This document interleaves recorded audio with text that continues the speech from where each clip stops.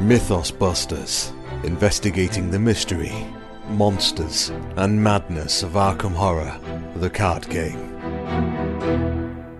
Welcome everyone to another episode of Mythos Busters. It's episode 60. I'm Scott. Sean's dead. Nick's dead. Ian, you alright? Still alive, yeah. Okay. The mission was successful. Should we split the meat? Or yeah, some can go to Brown Jenkin, I think. Yeah, well, that's what he would want. So that's how we beef up the swole rats. Dead host meat. Dead host meat is always the best meat. You know, maybe it could be another a Patreon award. Dead host meat. Oh boy, that got jerky. Dark quick. So tonight, super fun episode. Unfortunately, Sean had to bail at the last minute because he's a total flake. And Nick has so many boogers coming out of his face because of allergies. He simply cannot talk. Yeah, he's got the black lung. He's got the black lung pop. I think we need to buy him a neti pot. Yeah. Neti pots are weird, but man, do they work. I have never tried a neti pot. Okay. Luckily, I don't have allergies really that I know of. Neither do I. I just use mine when I'm really sick. It's so weird, but man, the boogers come flying out. This is great audio content. Yeah, I just tend to just eat really spicy food when I'm sick and just try to burn it out of my system, which is sometimes successful. What have you been playing over the last 2 weeks? Well, still haven't gotten in as much Arkham as I would like lately, but the latest deck I've been playing with is this janky Jenny Big Money deck. Mm-hmm. So I haven't played Jenny in a while, and I always played Spendy Jenny, where you just use her extra money just to boost things like Streetwise. But now that Taboo came out, I was like, well, this is a perfect opportunity to do something different. Go in a different path than Streetwise, and now we've got all these cards that were kind of meant for Preston, like Well Connected and Money Talks, and so what can I do with that? So it has Lone Wolf in there, of course, that's no surprise, but then I also used 2 of her off-class spots for Drawing Thin. Oh. And yeah, and so that's kind of the janky element, but I don't have a ton of kind of data yet on how effective it is, but I've played the first 2 of Return to Dunwich Legacy, successful on both, so that's something. Not necessarily the hardest scenarios, but I played extracurricular and she ended the scenario with 28 resources. So seems okay. That part of the engine is good. Oh, and so usually Jenny used to be one of my favorites, but it got a little bit boring because her 5 off-class spots, I was like, okay, 2 for Milan, 2 for physical training, and it was just kind of built itself, and so this one is completely different. There's none of those boosters. My off-class is 2 Drawing Thin and 2 Mr. Rook, actually. Ooh. And yeah, because I figured this is such a combo deck, like you want those cards like Drawing Thin and Well Connected out, that he's going to help with that. And I can't remember what my final off-class slot is. I'll look it up real quick. Yeah, and Josh is asking in the chat if I'm running Dario. I am, yeah. So I have both Mr. Rook and Dario. So once I have no more need for Mr. Rook, then I bring in Dario. Now, are you of the... I think there's 2 schools of thought on Mr. Rook. Some people are a little cautious. And then there's the other group who are like, go 9 or go home. Where you just, like, every single time I look at the top 9 and I just deal with the weaknesses. Are you of that school, or are you the more, look at 3 or 6? Nah, I'm not going 3 or 6. I'm going 9 every time. Yeah. Throw caution to the wind. Like, especially because my aim is to get Mr. Rook out, like, first turn, hopefully, or early. So I've kind of would just rather get those weaknesses out of the way early if I can. I think I want to make like a like a baseball jersey and just have like a yellow one, some kind of design, and on the back be Mr. Rook with the number 9. Yeah, just allegiance to yeah. 9 is fine. Yeah, that's all. That's all you need. Yeah, there's no need for 3 or 6 for sure. Yeah. The drawing thin is for like Lone Wolf, and Jenny's ability is probably enough, but I wanted to see how obscene I could get this. And because the whole idea is I'm not going to get streetwise at all, and so well connected, and I'm bringing in a high roller. Like those are going to be my boosts. Right. Instead of like spending for streetwise, spending for physical training, though, like I don't have any of those spendy boosts in my deck. It's basically like getting banking it as fast as you can, which is why I didn't want to rely just on Lone Wolf. I also wanted drawing thin as like another option. So those two together, and then just trying to pile the money as high as you can, as quick as you can. It still takes a while to build that engine in my experience so far, though. Maybe I've been getting lucky with early draws too, but yeah. I've been on a I don't want to say a super Ursula kick, but I've been on an Ursula kick, and because I don't want to say she's my favorite investigator right now, or favorite investigator ever, but right now I'm having a lot of fun with her because I've got 2 campaigns going I'm actually streaming both. One is TNA with Sean, and we just did Heart of the Elders A and B. And A went fine. Like we kind of just, I don't want to say we cheesed it, but once we got enough clues to make a pillar on our second run, we just jacked out. And then same thing on the third one. Like we needed 4. So the first run we got 2, and then the second and third run we got 1 each. And it was like, just popped out, grabbed the clues, went back. Okay, restart. Go jump out, grab the clues, come back, restart. And so that was okay, but Heart of the Elders B, we actually manhandled it. Got every single VP, I believe every single VP you can get in that scenario, excluding the Snake Mama. What's her name? The Harbinger? Yeah. And it was just a super fun game where once we got the Explore deck clear, like we knew where we were going, and we were kind of kiting around the Harbinger. I always want to say Snake Mama. I'm just going to say Snake Mama.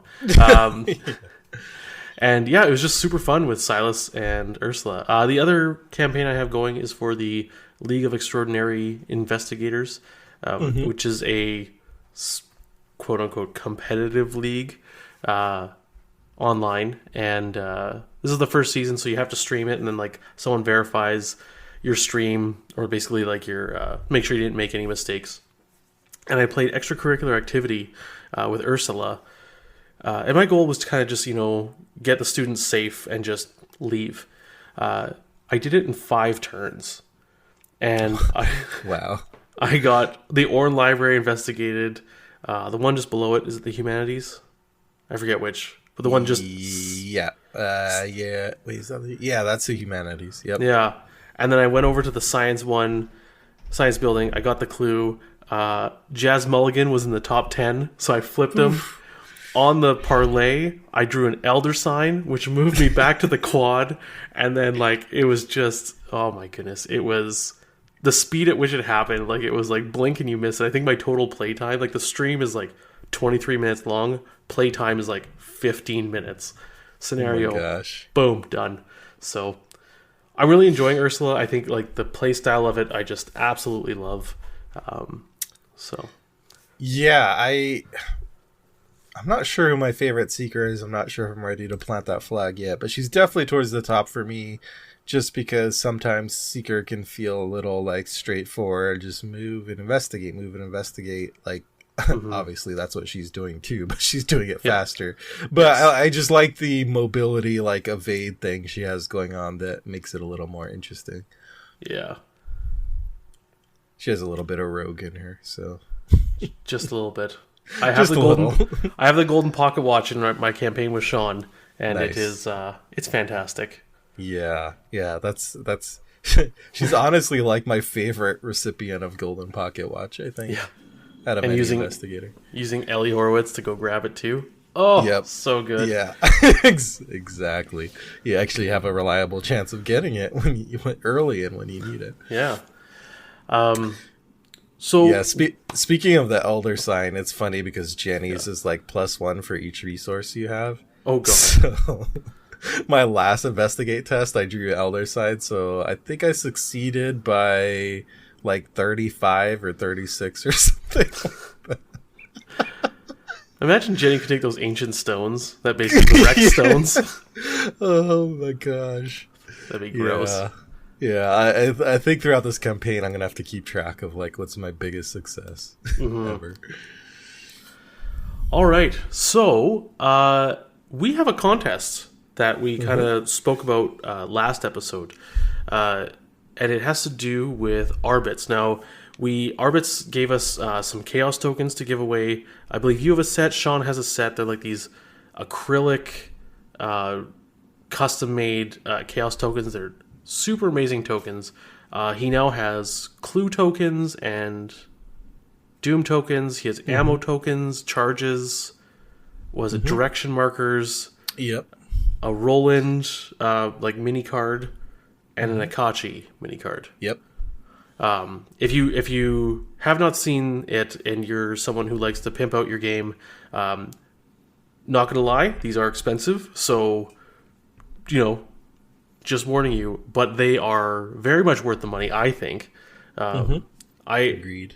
like the quality is huge. He used to make Netrunner tokens, so we actually have 5 contests giving away 5 sets of different tokens that he's donated to us to give away to our listeners. So this episode, we're going to announce a contest, and then the winners will be announced next episode. And next episode, we'll have another contest, and so on and so forth, for 5 shows in a row.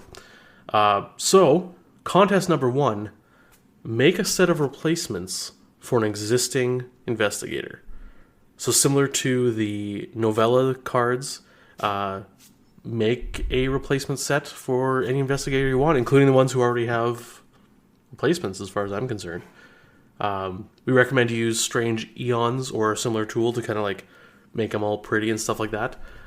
Send the card images to our Gmail, which is mythosbusterspod@gmail.com, I believe. Yep. All right, good.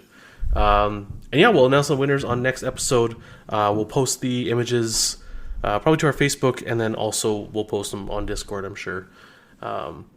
And yeah, next episode we will have a winner. And I'm not sure what set of tokens we're giving away, because we have a Roland mini, and Akachi mini, the charges, the ammo, and direction tokens, I believe. Yeah, I think we'll be putting out a official announcement on Facebook and Discord probably with that little detail in there about what exactly you'll win. Yeah. But yeah, it just simple enough. Create replacements for a Gator. So if you think you can create a better card than the heirloom for Agnes, for example, or the tote bag for Daisy, then have at it. Yeah, I actually created a better card of each of those for them. It's called Unexpected Courage. True. I think Courage beats out a lot of them. Oh, God. I'm so sorry. Yeah, so we'll announce the winner next episode. So don't dilly-dally. It is May 31st right now. We'll probably record in about 2 weeks. So like June 13th, 14th is about the cutoff. It'll be whenever we go live. So, I mean, don't waste time. Get your ideas out there. Email us, mythosbusterspod@gmail.com. All right. Speaking of the real winners, Ian, patrons. Yes. So special thanks as always to our wonderful patrons. Special thanks to the 9 members of our board: Chris B, Chris H, Chris U, Cyclos, Alex, Ian, Kyle, Philip, and Dave. Special shout out to a random patron this time around is Rick Westbrock. Thanks, Rick, for supporting us. We do have a few people who are owed job titles, and we're busy filling out the paperwork and getting those job descriptions filled out, so those will be coming soon. So don't worry if you are a new patron at those levels. You will get your title soon. A reminder that our Gen Con event will be Saturday at 1 o'clock. We are sold out as of the last time I checked. Woo. But you can still... Yeah. Thanks everyone who bought tickets. I think we sold out the day of or the day after. I'm not sure exactly at what point the tipping point was. But yeah, we're sold out. And we're going to have some wonderful swag there that I'm excited for people to see. And also, make sure you come to the After Dark event that night, Saturday night, at the Slippery Noodle, where we have our usual kind of end of Gen Con party, shindig celebration. And on the note of swag and board members, we are opening up 4 more slots on our board. We started out with 5, we expanded it to 9, and now we're expanding it to Lucky 13. So we have 9 board members at the $20 level. We're adding 4 more. So if you're interested in that level, you can go ahead and grab one of those slots. And as a reminder, that slot is one that entitles you to get our special swag for these special events like Gen Con shipped to your door in case you can't make those events. So go to our page on Patreon, patreon.com/mythosbusters, and you can find all that info there. And I think this is going to be kind of our last expansion of the board. Because we started at 5, and we never thought that people would fill it so quickly. Like, we were absolutely blown away. Like, I remember us saying, like, nah, let's open it up. We'll see. Some people will, some people won't. Mm-hmm. And it was like a couple days, and absolutely humbled, blown away. The amount of support you guys have shown us, like, just, I don't want to say brings a tear to my eye. It does slightly, but there's just a quiver in my heart for you. And then someone asked us, hey, I want to be a board member. We're like, okay, let's open up a couple more. So we went to 9. And then those were filled in like a day and a half. And then now someone else has emailed us and said, hey, I want to be on the board. Is there any open spots? And we're like, okay, I guess we'll open a couple more. But we do want this to kind of be, I don't want to say exclusive, but, like, I'm just blown away by the support you guys are giving us. All the patrons, you're absolutely amazing. Thank you so much for your support. Yep. I don't want to wax on about this because I don't want to be that guy, but it just means a lot to be able to do something that we love so much and that we enjoy. And you guys are like, please, here is some money to support you in making more stuff and covering your costs and swag and all that stuff. So yeah. Bottom of my heart. Speaking of more stuff, we are $1 away from reaching our next goal, which is when we will be producing the Dissonant Voices series. So like you said, I don't want to keep going on and on. So we will have more info about that when we hit $300. But that's going to be a series of audio recordings where we're basically recording the campaign log story text. So you can just throw that on if you don't feel like actually reading through it yourself, or you want a kind of dramatic type reading. Once we hit $300, then we'll start working on that. Oh. So if you got a spare $1 that you want to throw our way, you can push us over that ledge and down the cliff. I'm gonna patron us with $1, and then like unpatron, and then patron and unpatron, so you get all the alerts. Oh, I'm a horrible person. Psychological warfare. Yeah. Community highlights. Nick is not here, so we're going to push that on to next episode. Ian, do we have any news? Nope. Great. Thanks, Ollie. It gonna rain. Rules. There's no big rule things that have come up recently. We do have a rules channel on our Discord. If you're not on our Discord, it's a great place to ask rules. There are a few rules that came up most recently with the most recent scenario, but I'm not going to go over them because I know some people have not played that scenario, or some people might be behind.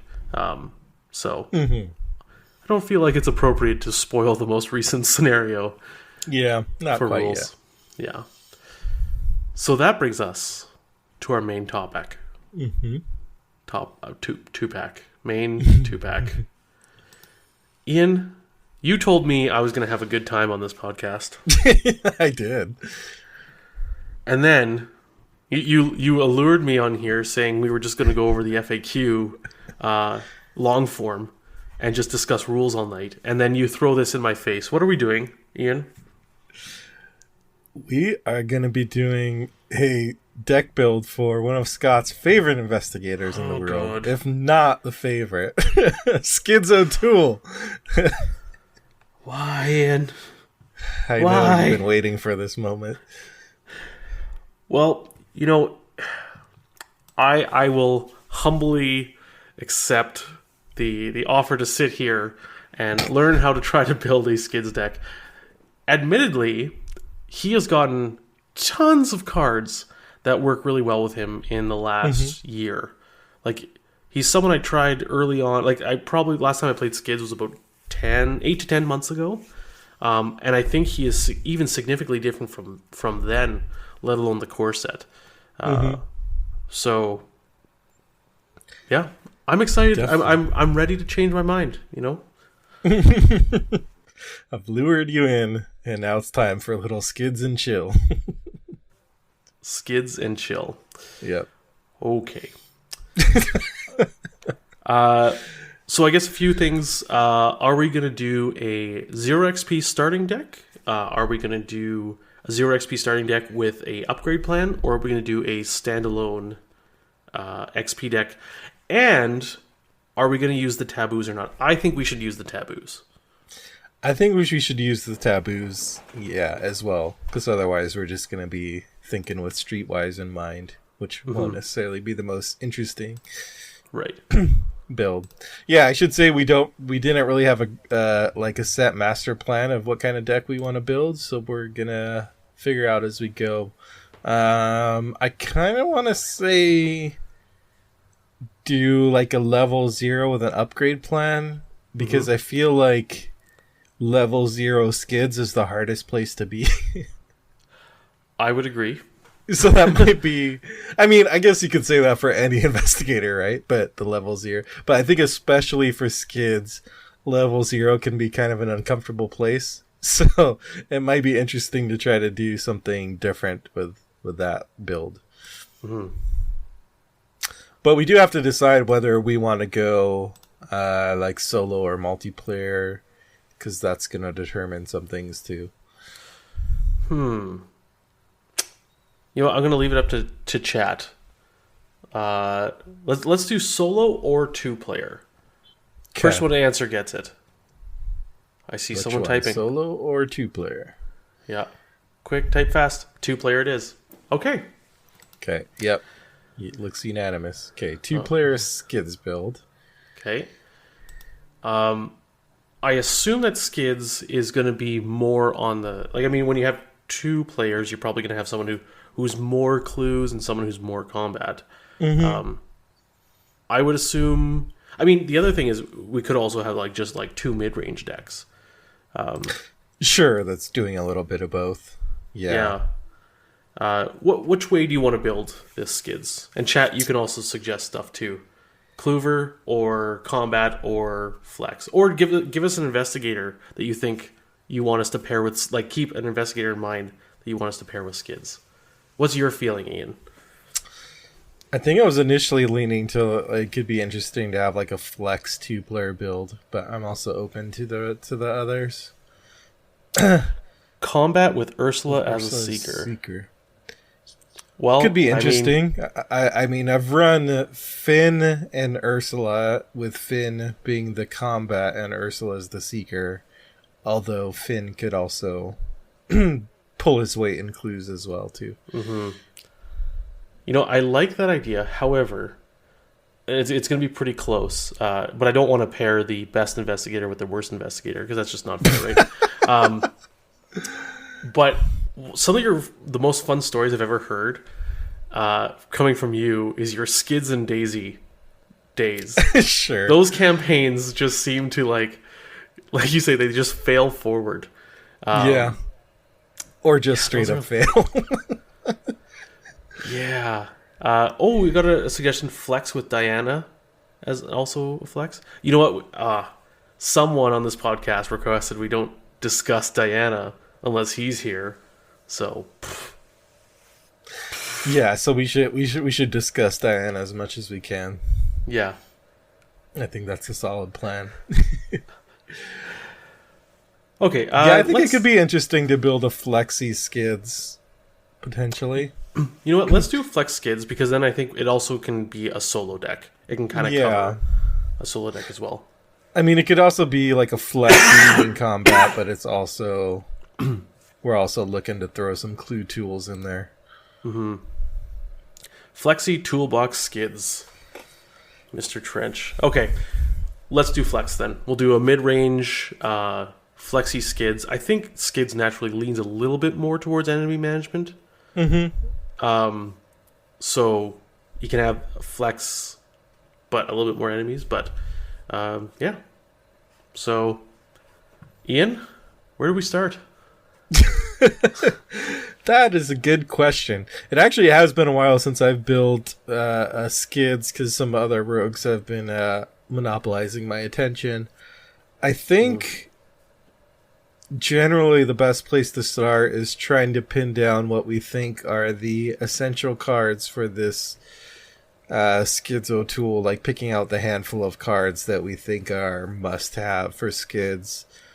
Now, if we're thinking he's going to be doing some enemy management, then I kind of would want to pin down like what kind of weapons is he going to be using, what allies is he going to be using, and then kind of going from there. So we have some suggestions from chat. Sleight of hand, elusive, machete, streetwise. All the taboo cards. Thanks, guys. That's a lot of help. Yeah, Skids really is one of the investigators who probably got hit the hardest by the taboos. Yeah, there was a bit. Losing the rogue cards and machete. Mm-hmm. Yeah, so I think figuring out that weapon loadout is going to be interesting. And also, maybe I'm getting ahead of myself here, but sometimes it's useful too when you're choosing those initial weapons to think about what are we upgrading to? Is this going to be like a bow, ornate bow Skids deck, or are we going to be going more towards the Lupara type angle?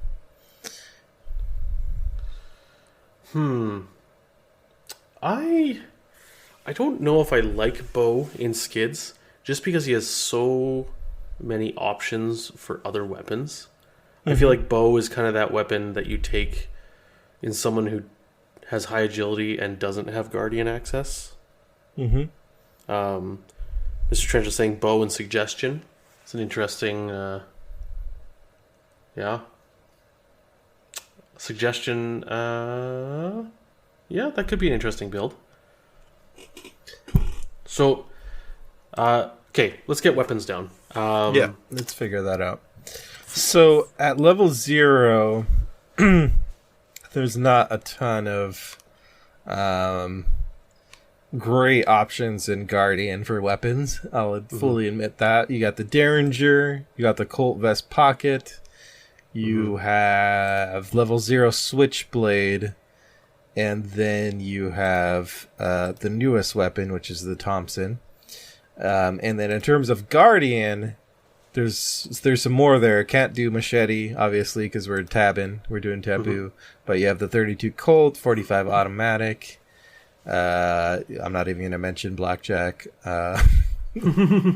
And Survival Knife and Trench Knife. Okay.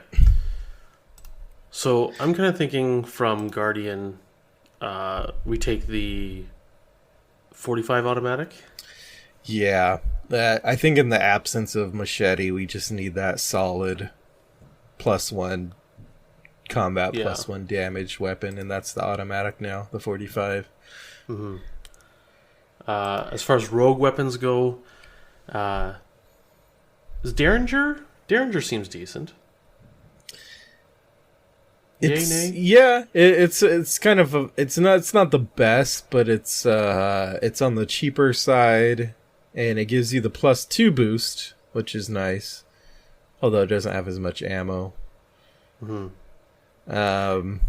I like the Thompson, but it's super spendy for Skids when his ability takes resources. Yeah. And we can always upgrade to level 3 Thompson, like, after. Mm-hmm. You know, we don't have to upgrade from the Thompson. Yeah. So. Okay. Is there... Yeah, I don't love the Colt for him because his base combat is low. Yeah, the Colt's terrible for him, I think. Survival knife, not really. He's not wanting to take enemy attacks. No. Trench knife, no. Yeah, so I think it basically comes down to either... I guess he could take Enchanted Blade. Oh, yeah? I skipped over that in my list because sometimes I forget about the dual class cards. That's also it's a +1 without a charge, and with the charge it's +2/+1. Yeah.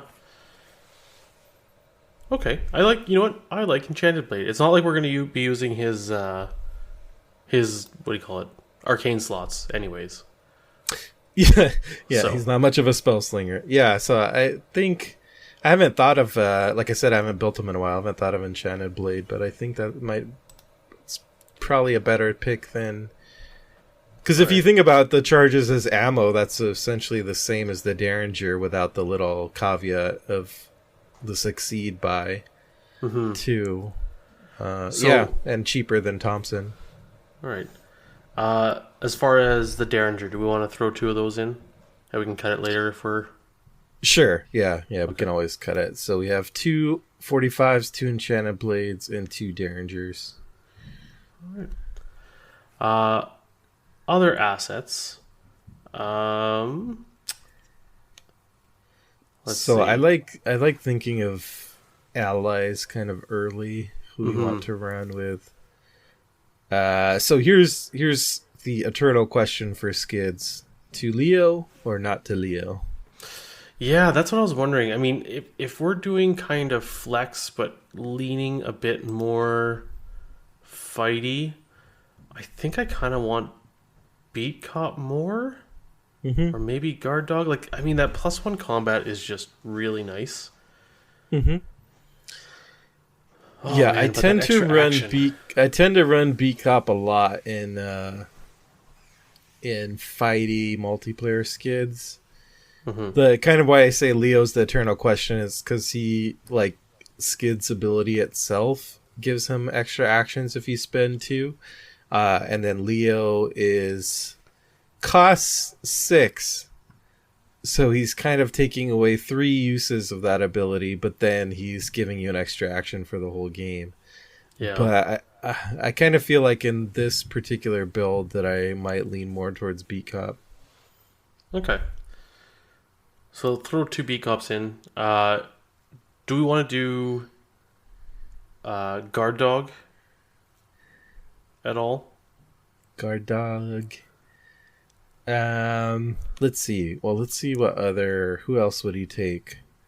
There's someone like Venture, which would be more like the bow type build if you want to put ammo on those assets. There's someone like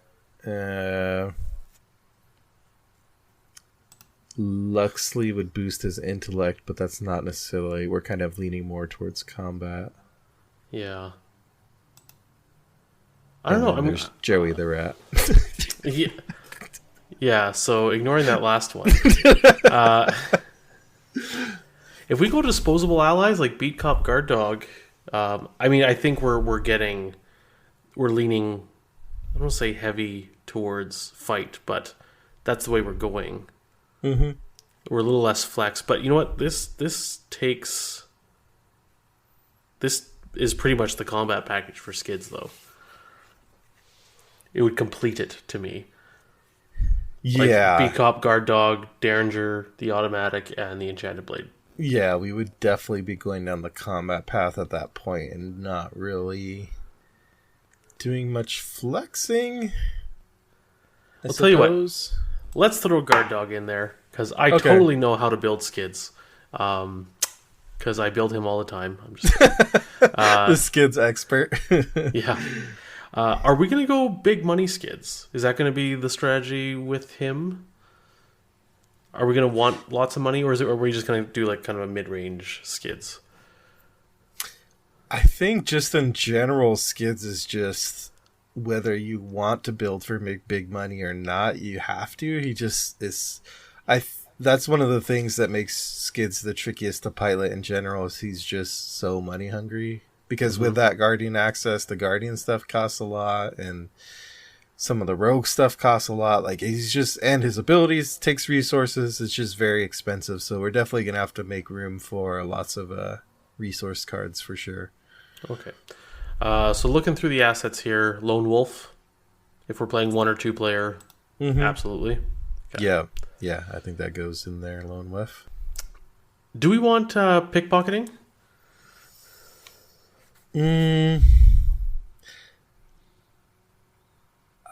I don't think so. I think with kind of the fighty build we have going on, I'm not sure if we're going to have time to get it out and make use of it. Okay. Do we want well connected? Well connected. I feel like the way our Skids build is going, we're going to be spending a lot. I don't know if we're going to be banking resources enough to really make well connected worth it. Okay. Let's see what other rogue assets might be worthwhile. No, burglary, ignore that. Do we want the decorated skull? Decorated skull. Probably not. No. Yeah, probably not. No, probably not. I love the idea of decorated skull, but just I don't know. It doesn't work for me. Yeah. Yeah. Let's see. Anything else? Knuckle duster? No. Lucky cigarette case? Lucky cigarette case. After you succeed by 2 or more, you exhaust the draw. I do like Lucky cigarette case. I'm not sure how much he's going to be succeeding by 2, but we could certainly build him with that in mind. Yeah. So I think we can throw 2 in there and see what happens. All right. Okay, so 2 lucky cigarette cases. All right. Let's look at Guardian assets. Okay. Do we handled the weapons and allies already. Bandolier. No. Yeah, you always have to throw 1 bandolier in any deck that can take it, just so you can cut it later. Right? Like that's what always happens. True. Potentially we might need a bandolier later if he's also rocking a lockpicks and a 2-handed weapon.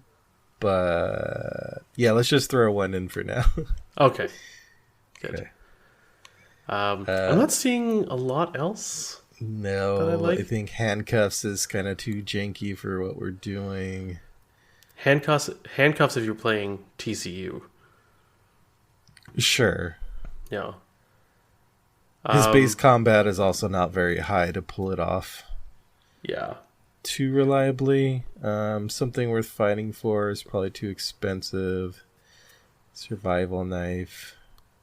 Trench knife. True grit. No, there's not a ton there. Yeah. Neutral assets. I don't think backpack, obviously. I don't think we're going to have enough items in there. Do we want fine clothes just as a soak?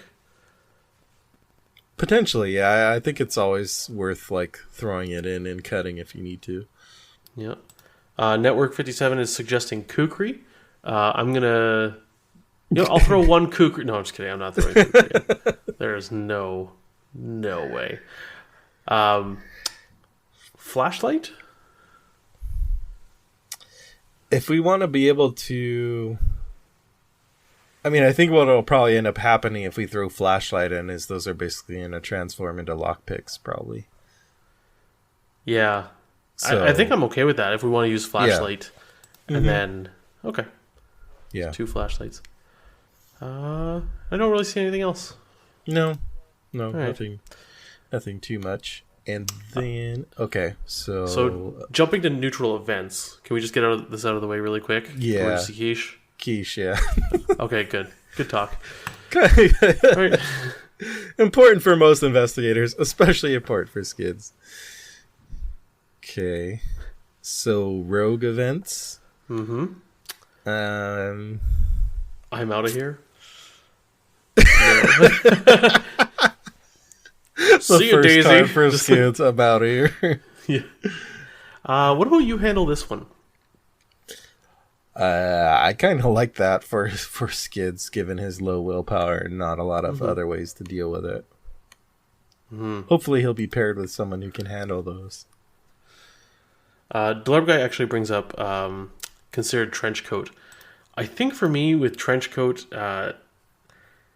it's 3 cost, and it's a health soak, which Skids already is going to have a lot of, and it's just +1 agility, but only during evasion attempts. Like, I feel like this, at least as far as I know so far, this Skids build is going to kill enemies and not evade them, or rarely evade them. Yeah, I think it's kind of going to be a mix, like evading who needs to be evaded and then killing what needs to be killed. Would kind of be how that's going to go. I do like me some trench coat, but yeah, okay. I think we're going to be devoting a lot of resources to the weapons and allies. Yeah. Do we want backstab in this? I feel like backstab is like a minor weapon for someone who's like not bringing that many weapons, but I feel like we already have a lot of ways to make damage happen. Yeah, I think backstab in this case is too expensive for what we're doing. Like, I'd rather have an enchanted blade with 3 charges over backstab for the same cost. Yeah, I've included it in these kind of builds in the past, and I just find it a lot of times it just ends up being in my hand instead of getting use out of it. So I'd probably skip the backstabs. What about cheap shot? This one is kind of nice for Skids because his base combat is low, so adds your agility, so you're hitting for 7 kind of naked, and then if you succeed by 2 or more, which you should, you can automatically evade the enemy. So it's kind of like, it's not quite as good as Thud, as Stunning Blow. I was going to say it's the rogue Stunning Blow. But it's kind of doing similar work to it, so I would say probably throw 2 in there, and we can see what happens. I always like throwing 2 in, and then we can cut everything later. Yeah, it's not a Scott and Ian build until we hit like 80 cards. Yeah, exactly. Coup de grace? Coup de grace. I do like coup de... I mentioned earlier I played a whole campaign with Finn as the killer with Ursula, and coup de grace did a lot of work in that, so... I like it especially for finishing off those stupid 3 health enemies, for sure. Or whippoorwills. Or whippoorwills, yeah. Or, any of those 1 health ones. Yeah. I have to be careful because I almost mentioned another Union and Dissolution card. And I don't know what's spoiled yet because I'm just like going through and like hovering my mouse over them. So, Eavesdrop, no. Elusive, we can't. Yeah. Oh, that hurts my heart. I know. Intel Report. We said we'd go flex. Yeah, as a flex, I like Intel Report. That you can just really need that clue to get investigated, then you just drop it. Yeah, so I'd say 2 Intel Reports. Money talks. We're not really going to go that high. Like, we're not going to pile money. Yeah. Similar to Well Connected. I don't think we're going to have enough of a stockpile to make it worth it. Nick would be very mad at me if we didn't include Narrowscape. Yeah, and especially for this type of build, I like Narrowscape. With his 3 combat base, like getting that +2 skill value, like sometimes it's really easy to just do something else and trigger that attack of opportunity on purpose. Use Narrowscape to get +2, and suddenly you're at 5 fight. Yeah. Plus whatever other bonuses you have. I know we're tabooing here, but I actually think sleight of hand is still okay to put in. Especially with maybe a flashlight. Like, you know what I mean? Like, And maybe we upgrade Right. out of it, but I think it's something we definitely consider. Yeah, it may be something we cut, but it's sometimes useful just to save ammo in a sense. Like you slate out an enchanted blade or something, and then just go hog wild, like using up all 3 charges in a single turn, and then it pops back. So yeah, Okay. we can put 2 of those in there. Slip away is kind of like the evade cheap shot.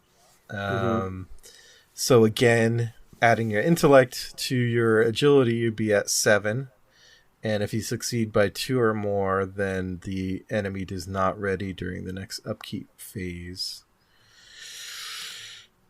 Because we're going more fighty, I kind of like cheap shot more than slip away in this build.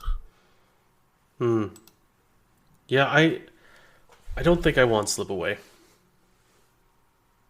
I think I like cheap shot better. Yeah, I feel like we could put an end there, but I feel like I know it's going to get cut. Yeah. I think so. Yeah. Okay. Sneak attack, we're not going to be...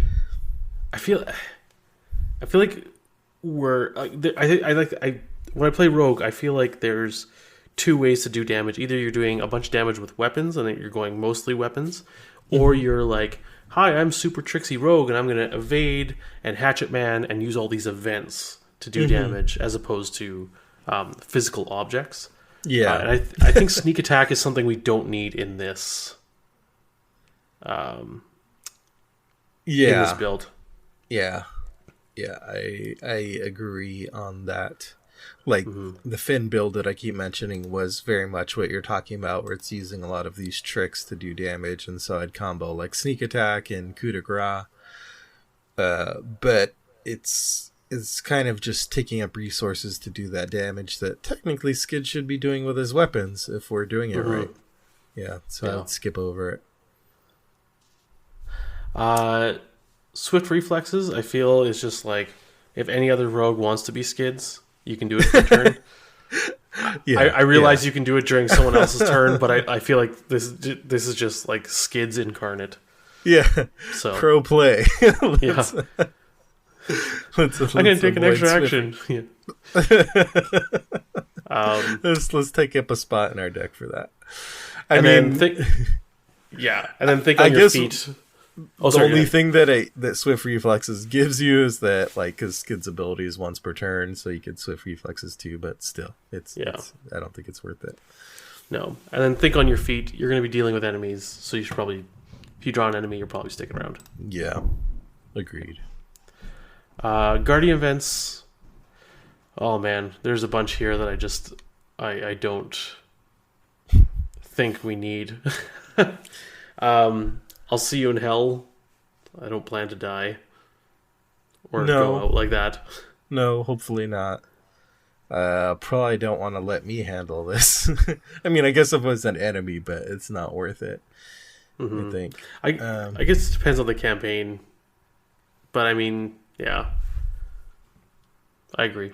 No, let me handle this. What do you think about evidence if we're trying to get some clues along the way too? We probably should, because that's what we're saying. We were going to go flex E. Yeah. So I think we do need evidence. I don't think we need heroic rescue. No. I feel like if we just stick together, we'll be fine. Interrogate, probably not. Because that's a combat 3 test, which is rough for Skids. On the hunt, I don't actually think... I mean, it does help him get around willpower tests. Because it makes him not take willpower tests. Yes. Yeah. I definitely like the idea of on the hunt in theory. And if we're planning on taking scene of the crime, that's always a nice combo when you can go on the hunt into scene of the crime. Well, let's put 2. It'll just be a matter of whether we have enough deck space for on the hunt, I think. Yeah. So let's do 2 of on the hunt, 2 scene on the crime, and we can cut later if we need. Second wind? No. Yeah, good. No. Taunt, no. Teamwork, no. No, we're keeping our money. Trusted, warning shot. Okay, I think those are our events. Okay. Nice. Skills. Mad skills. I feel like there is one or two guardian skills that we want. I think we want a vicious blow. Or two, sorry. Mm-hmm. Yeah, definitely if he's going to be the fighter, we should throw those in. Yeah. And take the initiative as well. Yeah, I'm just a big fan of take the initiative in general these days, but yeah, especially for Skids. If you can get them up to 5 will for a Mythos test. Yeah. What about steadfast? Let's see, 5 or more total remaining health. It's like 2 will, 2, and if you have 10 or more... It's 3. Yeah. I think I like steadfast, actually. We can throw it in there, see what happens. You sound unimpressed. I'm just looking at the total card amount go up, but yeah, I think it's worth thinking about. All right. I think we have a lot of low-hanging fruit here that we can cut pretty quick. Rogue skills. Let's see. Rogue skills. I'm Quick thinking. Quick thinking probably would be one to think about to throw 2 in there. The other one would be that I would think about is watch this to generate some resources. Okay. Yep. As much as people love double or nothing, I don't think this is a double or nothing build. Yeah, I think at most I would throw 1 in there and then maybe we cut. But I'm not feeling it as a big. Okay. I don't know how many like huge test Skids is gonna be nailing versus just trying to like whittle away at them. And Hatchet Man, are we gonna take that? I feel like we at least put it in. Yeah, I feel like we put it in so we can talk about it because Okay. I love Hatchet Man. And then neutrals. Do we even take anything? I mean, unexpected courage for old time's sake, but I think the initiative is taking its spot. Yeah. I mean, a cheeky one of say your prayers. Sure. Yeah. I like it. Let's throw in 1 cheeky say your prayers just in case. I really enjoy actually putting 2 say your prayers in Finn because so often that card has saved me as Finn. Yeah.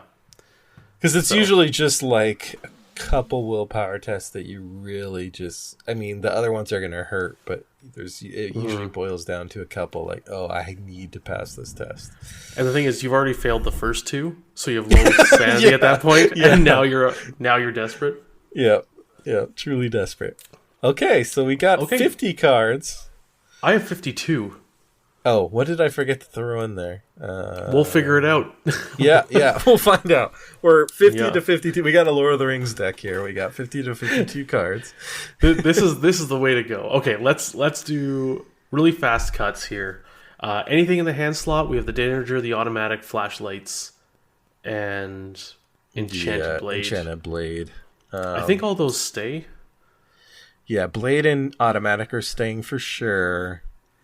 I think we keep the flashlights because those are gonna turn into lockpicks. So we need that spot anyway, and we need them to help in the first scenario.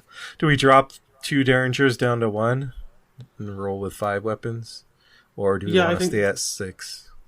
I think I'm good with that. Yeah, drop a Derringer. Okay, let's go down to 1. So we have 5 weapons total. Okay. And then Lucky cigarette case. Is that the only form of card draw we have? Let's see. Do we have anything Coup de grace. else? Coup de grace is... Yeah, that's kind of replaces itself. Let's keep cigarette for now. Body slot. We have a 1 bandolier and 2 fine clothes is what I have there. Yeah. Well, let's talk about bandolier. Are we... I mean, as the main fighter, we're probably going to be upgrading into a 2-handed weapon, right? Whether it's the bow, whether it's... what else would he be taking? Like the typewriter, maybe? I think we cut fine clothes right off the top. Yeah. I think between Beat Cop and Guard Dog, we're going to have enough soak. We want our allies to kind of cycle anyways until we get charisma. I think we can cut fine clothes. Yeah, and probably if we're playing 2-player, the other... I know this is flex, but probably the other investigator is going to be better at will and intellect than Skids. And those are usually the parlay tests, so... Yeah. Jeff has a good suggestion. Wait and get Bandolier 2 when it happens. Don't bother with Bandolier 0. I have no counter argument to that, so... Yeah, sure. Yeah, I'm fine with that, because I don't think we'll need it in this initial build. So cut allies, those. We have 2 Beat Cop, 2 Guard Dog. Beat Cop and Guard Dog. Yep. So keep those for now. I'm thinking for like low-hanging fruit, right? Like, what are ones where like, yeah, get that off the deck. We can kind of go again, but... Yeah, because I think with our ally slots, we're thinking that's kind of where our main... I mean, other than the weapons, that's where our main combat support is coming in. So I think that suite of, like, Beat-Cop and Guard Dog is what we're really and once we get Charisma, we'll have like, we can have 2 out. I expect them to cycle, so... Yeah. Because I think as a flex, basically... most of our deck is going towards combat stuff, but then we're doing like lockpicks and like an intel report to grab where we can. And scene of the crime. Yeah. Lone Wolf we keep. Lone Wolf we keep. Yeah, Lone Wolf we have to keep for sure. Okay. So after our first quick run through, we have 15 assets. You got the same number? Yep. Awesome. All right. So that's... Yeah. It must be events or skills where we have. We're on to 20. I have 21 events. Okay, I have 19, so there's probably an event that I neglected to put in there. So first easy cut I see is On the Lamb. Yeah, let's just throw that out of there. We don't need On the Lamb. This garbage event. Let's see, low hanging fruit. Is On the Hunt low-hanging fruit? I think so. It kind of goes in the nice to have versus need to have category for me. And I think also the category of I am fighting all the time. You know what I mean? Like, it goes into a Mark deck where he's just like, give me something to put bullets into. And it is nice with Scene of the Crime, but I feel like Scene of the Crime... is more a card of opportunity than a main plan. Agreed. And I mean, I usually don't find myself having too much trouble finding reasons and times to play Scene of the Crime. So yeah, I like the idea of dodging willpower tests for it, but I'm not sure if it's just with as much as we have to cut. I don't think we need it. Okay. On the Hunt is gone. Cut that out. I'm having a lot of trouble looking at these events and figuring out which ones. I know. I kind Should of we go to skills first because we have 13 skills? I always find it easy to cut skills. Okay, let's go to skills. Okay. Take the initiative as a non-negotiable for me. That's staying, and I assume it is for you. Yeah. Vicious blow, same. I think we might be able to cut Steadfast. As good as it is, with Take the Initiative and a Say Your Prayers. Well, let's cut Say Your Prayers, maybe. Okay, yeah, let's cut Say Your Prayers. As much as I love it. Yeah, I think Take the Initiative is doing similar work there. Yeah. Should we cut one, take the initiative? Mm, Or sorry, I not take the initiative. Sorry, steadfast. Okay, yeah, let's cut one for now. Yeah, We might cut the other. yeah. I definitely want watch this for the resource because that's Like I said at the top, he's so spendy that we want some resource there. Hatchet Man, I love, but I don't think it's for this deck. Yeah, I like it a lot more in my Finn kind of tricksy damage deck. Yeah. Than this one. Yeah, as much as I love it, I think this is yeah, we take Hatchet Man out. Okay, so Hatchet Man out. I know. I really love that card. Me too. It's good. Okay. Quick thinking. I guess, are we going to be succeeding by 2 a lot? And I guess we can make it happen. Once we get lockpicks, probably. Yeah. I guess my question is it that valuable as well in Skids because of his already kind of innate ability? His natural ability. Yeah. I guess this is not we're not going very action focused Skids. Like there's some Skids build where they really include like all the action stuff and he's taking like 10 actions a turn. Yeah, and payday and then Yeah, I feel like the way we're building this is more like just get extra actions when you really need them. Mm-hmm. And I feel like with Watch This, if we're able to succeed by 1 or more, and we committed 3 resources, we get 6 back, and that's 3 extra actions we can buy with Skids. I think we might cut Quick Thinking. Yeah, it's another card that I love. But we can cut 1 for now. Yeah, let's cut 1 for now. Okay. Oh, I cut both by accident. My hand was trying to guide me. Yeah. Okay. This is coming down. We're okay. I'm at 39. I assume you're at 41 still. I am. Okay. Okay. So you handle this one. Okay. That is the card that I did not include. Okay. Okay. So well, you know what? You handle this one. I was actually going to say maybe we should cut it because we do have. We have Take the Initiative and Steadfast. I think we can get through a decent amount of the willpower test that we have to pass. Sure. Yeah.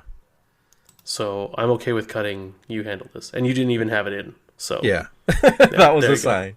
Yeah. Good okay. Job. So now we're down to 39. Only 9 to cut. Yep. But the last cut is the deepest. So this is that song is completely wrong. It's the last cut. It's not the first cut at all. Oh boy. Cheap Shot.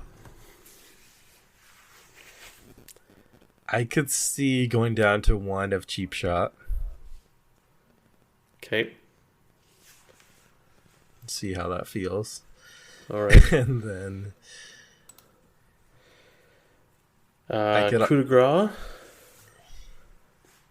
I could also see potentially going down to it is our card draw. And it also does have two fists. Yeah, which is super useful for Skids with his stupid 3 combat. Yeah. Stupid Skids. Oh, stupid Skids. Okay. Cash or quiche we're keeping. Yeah. Do you think we have too many clue cards at this point between Flashlight, Evidence, Intel Report, and Scene of the Crime? I mean, if we're going flex, that's 8 of 30. Which I think the most we want to go to. But maybe Evidence. Maybe cut 1 Evidence. Yeah. Let's see. Although it is an automatic. It is automatic. Well, pretty much everything is except for Flashlight. Yeah, Intel Report. It's just a matter of... Let's see. Evidence and Intel Report both have double intellect icons. They're all roughly around the same cost. Evidence is a little cheaper. So I'm just trying to think through what these different cards give us. Intel Report is basically just you're always going to get it no matter what. Doesn't matter if an enemy is there. And you can pump it up to get more clues. Scene of the crime. You have the flexibility if you can get it, 1 clue. Or you can get 2 if there's an enemy. Yeah, I guess maybe evidence, because technically it's the most contingent. It's the least automatic, I guess. Yeah, it's the least flexible. It's cheaper and it doesn't take an action. It's kind of bundling into what you're already doing. But so do you want to cut both? I think so. Okay. Yeah, I'm I okay think with we that. cut both evidence. Okay. Yeah. Okay, down to 36. Yeah. 6 more cards. How are you feeling about that sleight of hand? Oh, man. It's such a fun card and a great card. Yeah. And you know, now with the taboo list, can we still use Enchanted Blade with it? Put an item asset that takes up fewer than 2 hand slots into play. Okay, so it's just not... It can't be 2 hand slots. Yeah, so it's fine because it's 1 hand, 1 arcane. Mm-hmm. I like cutting 1 sleight. Mm-hmm. It's hard for me to cut 2 for now because it just... The ability to put out that Enchanted Blade and just go ham seems really good. I think we might be going a little toolboxy in our events where we have a single copy of some of these events. They have their uses, but they're not like going to be consistently what we're playing all the time. Narrowscape, I really want both of those. Yep. Same with Intel and Scene and Quiche, of course. Yeah, so there's not a ton of room to cut there. We're really getting close to the bone here, and we got 5 cards to cut. Oh, man. Okay, so we have 15 assets. Yes. Derringer, 1 Derringer, 2 automatic, 2 flashlight. Accessory slot, we have the Lucky Cigarette Case, 2 of. Allies, we had 2 Beat Cops, 2 Guard Dogs, and then 2 Enchanted Blade, 2 Lone Wolves. Events, we have 1 Cheap Shot, 2 Coup de Grace, 2 Quiche, 2 Intel Report, 2 Narrow Escape, 1 On the Lam, 2 Scene of the Crime, 2 Sleight of Hand, 1 Sleight of Hand. Skills, 2 Watch This, 1 Quick Thinking, 1 Steadfast, 2 Take the Initiative, 2 Vicious Blow.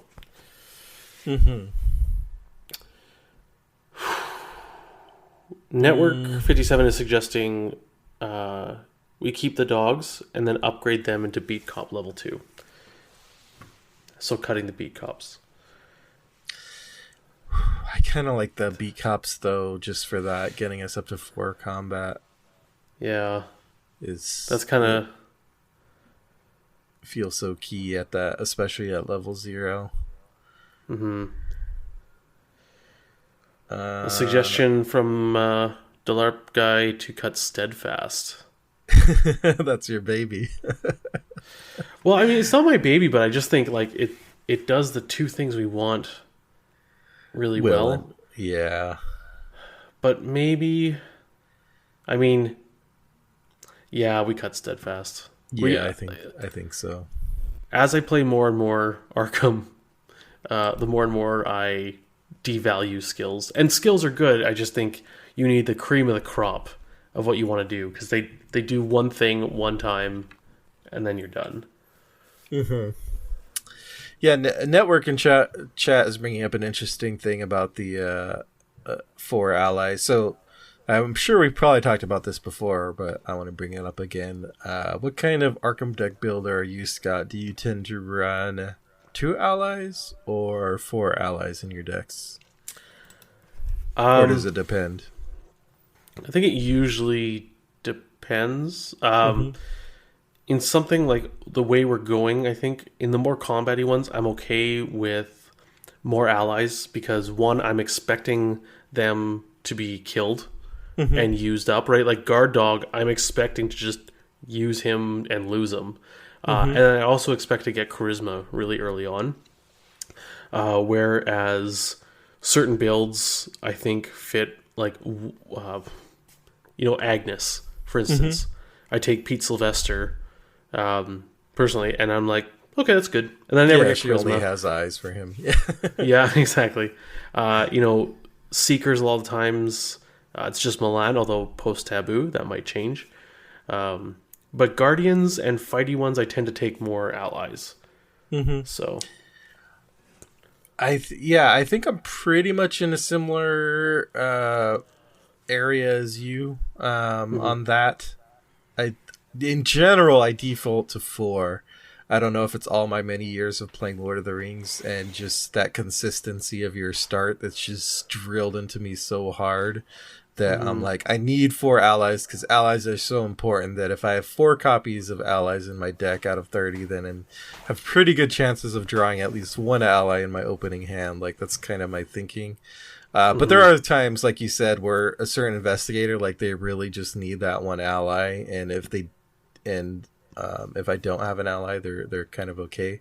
But in this deck, I think Skids wants that 4 to make sure he gets 1 to start off with for combat help and also for soak purposes. Yeah, and the fact that we cut fine clothes, like the allies are the soak now. So Yeah. I think I'd like to keep all 4. Another thing from the chat, the only skills this deck should have are watch this and take the initiative, cut the rest. I agree keeping watch this and take the initiative are the number 1s. I think I want to cut quick thinking though, completely. Because yeah, I'm fine with cutting quick thinking. Because Skids can just pay 2 to do quick thinking without a test. Yeah. I want to keep Vicious Blow for now. Because it helps with those 3 health enemies. Or those, it just, I don't know. I think we're kind of leaning that way.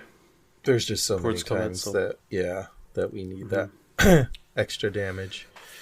Yeah. Okay, we're down to 33 cards, so we have 3 we need to cut.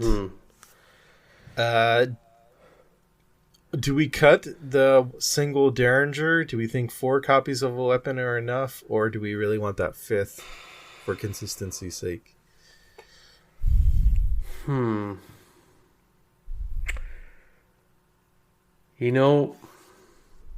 we cut that Derringer.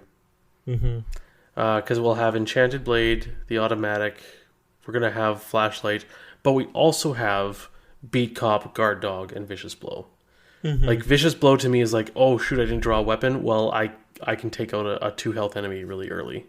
Yeah. And he also has something that a lot of fighty gators don't have, is that he has that 4 agility. In case he runs into some lack of weapon trouble, he can get himself out of some spots. Okay. All right. So Derringer we'll cut that. cut. 2 more cards. Oh, this is Do we want Cheap Shot? Because I feel like this is... I mean, I think there's 2 schools of thought on this. One is we're going to be killing things, so why are you trying to evade something while you're killing it? Although thud is a thing, or stunning blow. And this is also good for bosses. But it's... Yeah, that's where it really comes into its own, when you're like dropping a 7 attack on a boss and then you automatically evade it and turn off retaliate and then just go ham on it with your weapon. Do we drop a coup de grace? Yeah, I think it would be fine going down to 1. I really like coup de grace though. Yeah, and I really like those double fists too. Yeah. That's tough. Okay, we drop sleight of hand. Fine, you convince me. Okay. Down to 31. Just a single. Yeah, so this hurts. The last cut is the deepest. Oh, chat, you gotta help us out. What's our last cut? And you can't say on the lamb, that's my joke. You can't recycle jokes, that's our job. Yeah.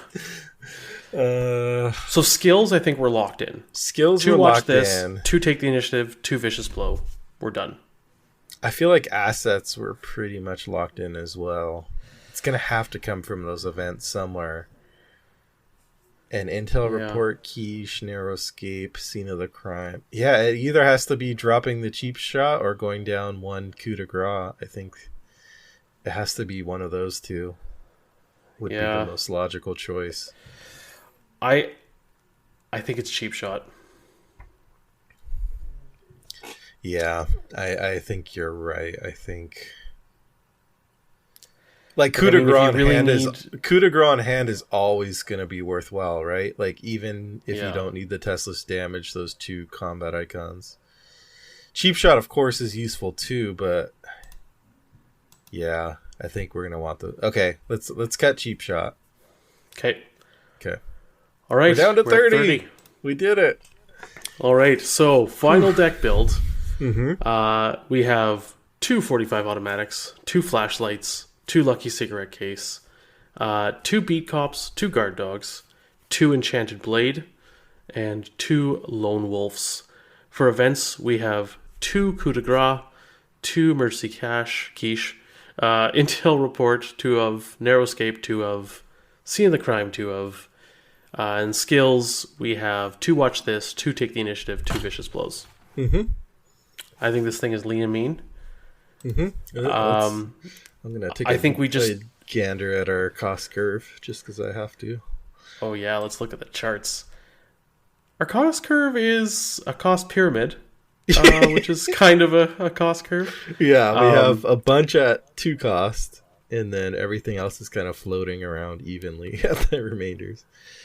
We have a staggering amount of combat icons. Yeah, which is just good.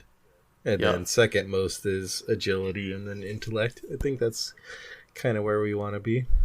And a decent amount of wilds too. Like 8 is a good amount. Now, the most important part of a deck is the name. True. And I have, I think, a very thematic name. Okay. Hit me. Because you made me build a deck for Skids, and you know how I feel about Skids. And the fact that he's kind of more combat-y-ish, but still flexy, and he also has a low willpower, so a lot of things scare him. All those things together, kicking and screaming Skids. Okay. I like it. Because you dragged me kicking and screaming, and that's what I think. That's what I think Skids is going to do. He is going to kick things and then scream when a willpower treachery shows up, or kick them and scream and run away. Yep. So, did this whole process? How did this affect your impression or view of Skids, if at all? I think he's, and I mean, like, I harp on Skids. I know he's not terrible. I do think he's in like the lower tiers if I were to do that. I think he's gotten a lot more tools. I still think I don't think you can build him as a good cluey guy. I think he has to be flex. Or so it seems to me. Like, it really, his card pool lends him to that. That being said, I think he's actually a really good flex. Like, look at all the clue stuff we have. His upgrade path to me is pretty clear. You get those lock picks. You get a charisma out.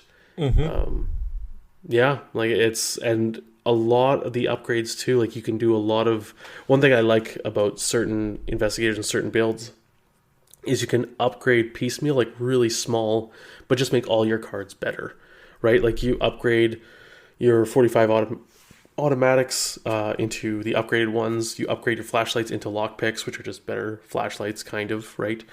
Upgrade your beat cops. Upgrade your vicious blows. Like, right, you keep the same card and you essentially just make it a little bit better, which I really like. So I'm going to give this a shot. I'll start a 2-handed campaign and we'll see how it goes. Maybe I'll even do a Skids and Daisy campaign of my own. Yeah, I think I want to give this one a shot too. I guess thinking about a few possible upgrades, you mentioned lockpicks for sure. upgrading like the vicious blows, some of the cards we have. I think Ace of Swords might be an interesting tarot upgrade to look at for Skids, bumping his combat up to 4 if we can draw it in our opening hand. Yeah, I mean, of course we could play it later too, but it's kind of expensive. But you get a beat cop, you get Ace of Swords out, suddenly he's walking around with 5 combat. Yeah. Plus whatever weapon boost you get. I think. Yeah, I think I would get that fairly early. And it's nice that it's only 1 XP each, so you could grab those probably within the first few scenarios. And like you said, charisma for sure. Yeah, I think Skids is tough because I think his deck building it can be tricky, as we saw in this episode, and also the piloting is tricky. It always runs into the same thing of like, if you're playing fighty, like why aren't you going Guardian? But of course you can say that about a lot of things in this game. Like, of course you can just play the straight ahead option. I think to play Skids in this properly, you have to lean into what he can do that Guardians can't. Like, he can evade. So, like, I think it's worth it if you're piloting this deck to think about, like, you don't always need to blast your ammo into an enemy. Like, if he can just evade and everyone is leaving that location anyway, then do it. Like, that's a strength you have that a Mark or well, Mark can get boosted, but some of the other Guardians don't have. Yeah, I'm excited to play this build because I like kind of what you said, right? Like, everyone says, well, if you're just gonna kill things, why don't you go Guardian? But rogues do it with flair, you know. Like, they're flashy. I love their events. They've got some really cool skills. Yeah, it's just, rogue events are the best. Let's just put that out there. Yeah. Like, they just have such cool events. So to be able to have kind of that combat-y flex with some clues, but then also have the trickery of rogues, yeah. And there's few things more thrilling than dropping like your watch this and your vicious blows on a single test and just letting it ride and hoping you don't see that tentacle. Oh God, I've both had great moments and terrible moments from that. Yeah. Network says, I think you flex too heavily into combat. You've got very few clue discovering cards. Well, we have flashlight, 2 flashlights, 2 intel reports, 2 scene of the crime, and then we're gonna go upgrade into lockpicks. We did go more combat than I was expecting. Yes. Yeah. This is definitely, like, this is a kind of setup that I've had two-handed a lot, where both are flex, but one leans a little more towards combat and one leans a little more towards grabbing clues, and that's what this would be. But yeah, once you get lockpicks, then Skids is kind of grabbing clues all day. And lockpicks in a lot of ways is very key to this deck, because once you get lockpicks, then that's where you're mostly going to be hitting your succeed by 2s. So that's where you can get value out of the lucky cigarette case, and maybe you're triggering that once per turn with each investigate you do. And then what else? What other succeed by 2 card did we have, or did we cut it? Did you say lucky cigarette case? Yeah, lucky cigarette case. Watch this. Yeah. Well, that's succeed by 1. Yes, but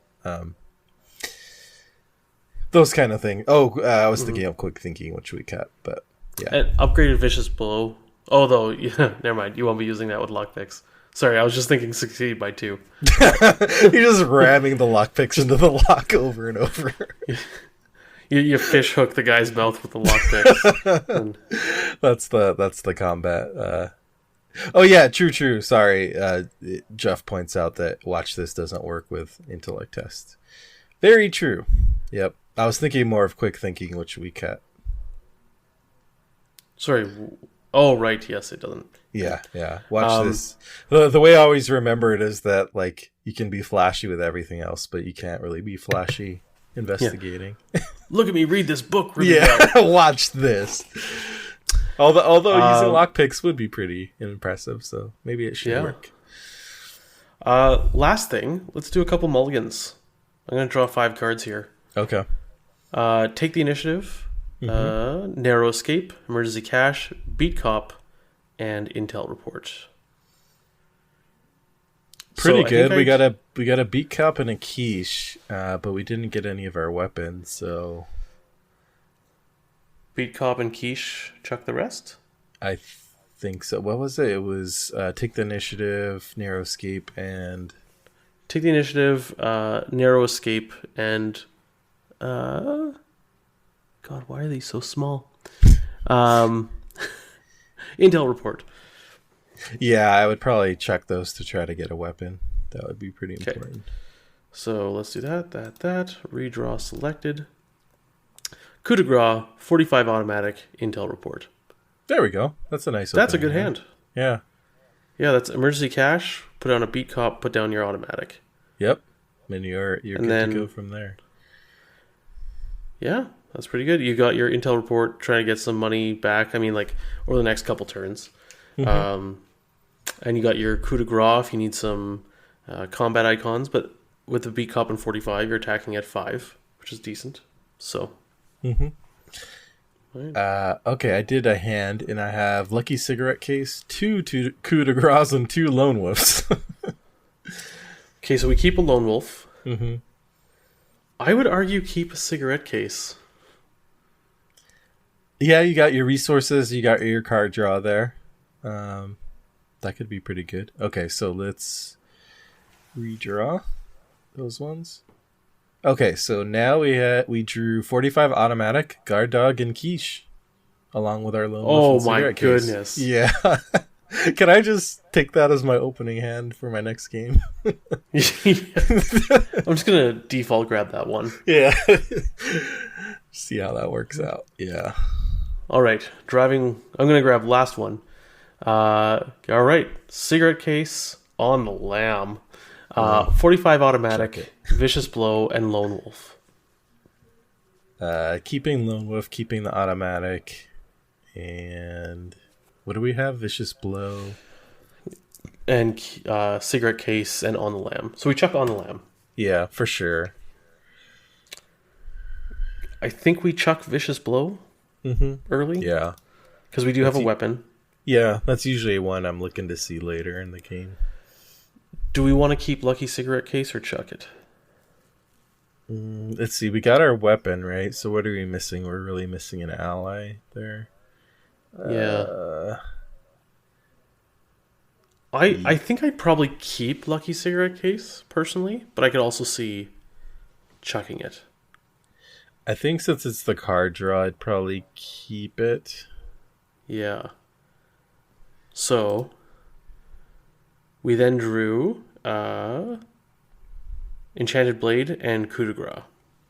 Okay. Didn't get an ally, but still decent. If we had chucked Lucky Cigarette Case, we would have drawn another Coup de grace. Okay. So I think keeping Cigarette Case, if you have Lone Wolf and Cigarette Case, I feel like that's a really good pairing. Yeah, it's the classic resource and card draw, like in almost any card game. If you have a resource engine, you have a card draw engine, then you're gonna be okay. Hopefully, if the rest of your deck isn't complete crap. All right, kicking and screaming Skids. Nice. Yeah, I'm gonna try this out. Yeah, I think I need to bring back Skids and Daisy for a trip through TCU. Yeah, you know what? I'm gonna do a Skids and Daisy through TCU as well. We can compare stories of we'll have to how they fail forward and backwards. All right, let's do a little bit of technical time. Ian, what's been grabbing you? Let's see. What have I... Since last time, I think the only thing new is that I think longtime listeners of the podcast will know that I'm a big fan of the game Life is Strange. We did a whole episode back in the day. I think it was me, Sean, and Nick about like adapting a video game into a Arkham Horror scenario, and I chose Life is Strange, which is this whole game about like high school kids and time travel powers, and it's a narrative story-based game. Have you ever played Life is Strange, Scott? You know, I have it downloaded. Because like the first chapter or something is free. Yeah. Uh-huh. I have it downloaded on. Is it on the phone? I'm pretty sure I downloaded it on my phone. Yeah, it is available and on my iOS Xbox. these days. And Multiple Steam. places. Like I've downloaded it because it's been multiple times. You and Sean have talked about it, and like, oh Scott, you gotta try it. I'm like, okay, fine. And whatever I'm on, I'm like, fine, I'll just download it here. So I haven't downloaded it 3 different places. It's just haven't waiting even in the opened wings. it. So yeah. Yeah. So so anyway, yeah. So they did a few years after Life is Strange. They did a prequel called Before the Storm. Life is Strange Before the Storm. Which has the characters in Life is Strange, or at least some of them, and doing kind of the story beforehand. And so I started, finally, it's been on my list forever to play. The last computer I had, it just bugged out and wouldn't let me get past like the first scene, and I couldn't figure out how to fix it. But I recently got a new computer, so I was like, oh, let me try it. And lo and behold, it got past that first scene. So I can actually play it now, and it has hooked me. I was a little scared because it's actually a different studio than did the original Life is Strange, and the voice actors are different. I think at least most of them. But they actually, it's really good so far, and it kind of kept the feeling of the first Life is Strange while doing some new things with it. So yeah, if anyone has not played that one, I think it's definitely worthwhile and kind of adds a lot to the original Life is Strange story, which not all prequels are successful in doing that. Yeah, interesting. I guess I'm gonna have to play that game. And there's actually Life is Strange 2 now, which is different characters, which I have to get to playing once I'm done with Before the Storm. Oh my. All right. For me, been pretty busy, but I started playing with our little gaming group a game called Project Winter. And it's basically a mostly cooperative but hidden traitor mechanic game where the game's about 20 minutes long and you're running around. It's like 2D. Like it's a kind of like a top-down-ish view, like that angled view, but it's 2D. Like you can't jump, but you have to run around this map. And there's a cabin in the middle, and there's it's 8 players, and there's 2 hidden traitors. Isometric view, thank you. And in the cabin, you're safe, so no one can fight, and like a little bit area around the cabin, you're safe. And you have to basically survive for 20 minutes, but you have to do multiple goals and then get to the extraction point. All the while, the secret traitors are trying to slow you down, sabotage things. But people can, like, if they see you do something, they'll say, hey, such and such is this person. And then everyone will try and kill you. But you can go off as the traitor, and there's like special chests that you can get that only the traitors can open that kind of give you some tools. But they make a really loud noise when they get opened, and so people will look, and there's always one right by the cabin. So you're super tempted to go grab it because you know there's good stuff, but everyone will know you're the traitor. And then you can also vote people out of the cabin because the only place you can craft things is in the cabin. So if you figure out who the traitor is and you vote them out of the cabin, they can't actually go in. That cuts them off from a lot of like options in the game of like making weapons and making better food and stuff like this to survive. You have to eat in the game, and and there's elements like cold basically, but it's not super it's super not complicated as far as resource management goes. There's mechanical parts and electrical parts, and like you make circuit boards out of like 2 mechanical parts or electrical parts. I forget. Like it's super, super basic. It's more about the social intrigue and stuff like that. Yeah, it's been super fun, especially when you get like, we've had 5 or 6 friends playing, and we're, all yelling at each other, "Ah, you're the traitor," and stuff like this. And Stokes Book, one of our buddies, we were playing one night, and 3 games in a row he was the traitor, and he is by far the most experienced. Like it was a group of 6 of us, and 4 people had never played before. And Dave had played like 40, 50 hours. I had played an hour, and then there was 4 new players. And it was, yeah. every single time. It's so. Anyways, super fun, social deduction, all that. Yeah, I need Awesome to game. play that with you guys. Yeah. I think if it replicates my experience from like board game hidden trader games, I will inevitably not be the trader, but everyone will think I'm the trader for some reason. That's usually how it goes for me. Yeah. I don't know It, if it I have a definitely guilty face or feels a lot like Battlestar Galactica to me. So where the hidden trader, you're kind of helping. You have to help just a bit, but not too much. And then, like, oh yeah, I can totally help with this. But then, like, you steal resources and stuff. Yeah. No, does it look obvious when you see someone's character like doing the equivalent of looking over their shoulder to see if anyone's watching them? No, so like when you interact with something, no one can see how you're interacting with it. Like Okay. whether you're putting stuff in or out or whatever. If you sabotage something, like you go up to it, it explodes. But you just but all the objectives are like in a building with like one door. So Okay. like if someone's in the room with you or not. So you can like damage something and then run out the door in one direction, and then someone comes in like, oh my goodness, we've been sabotaged. Yeah, it's super fun. Okay. Yeah, I gotta try that. That's great. All right. That's episode 60. We did it, Ian. You and I. Yeah. Yeah, under 2 hours. Just the two of us. Yeah. We still Under 2 managed hours. to rack up like an hour 40, but Yeah. I mean, we're obviously the dream team. Yeah. Yeah. So, The, thanks for listening, everyone. Tons of ways you can interact with us. Leave us a 5-star review on iTunes. It gets us up on the list so more people can see us and join in on the party. If you name a host and an impression in the review, we'll read that online or on the show in that impression. If you have questions, comments, concerns, gripes, bitches, or moans, call the Mythos Busters hotline, 203-493-MYTH.